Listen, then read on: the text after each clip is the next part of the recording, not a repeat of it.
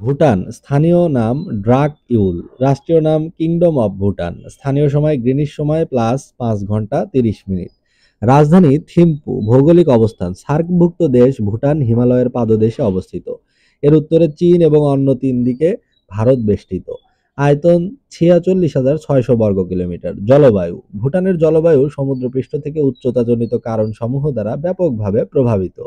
জনসংখ্যা 15,11,000 জন। জনসংখ্যার 60% ভোটি, 15% গুরাং, 13% আসামি। সরকারি ভাষা তিনটি: জোংখা, হটস্যাম ও ইংরেজি। ধর্ম, জনসংখ্যার অধিকাংশই বৌদ্ধ ধর্মাবলম্বী, 25% নেপালি বংশোদ্ভূত হিন্দু ধর্মাবলম্বী। মুদ্রা, কাগজের মুদ্রার নাম নগুল ট্রাম এবং ধাতব মুদ্রার নাম চেট্রাস।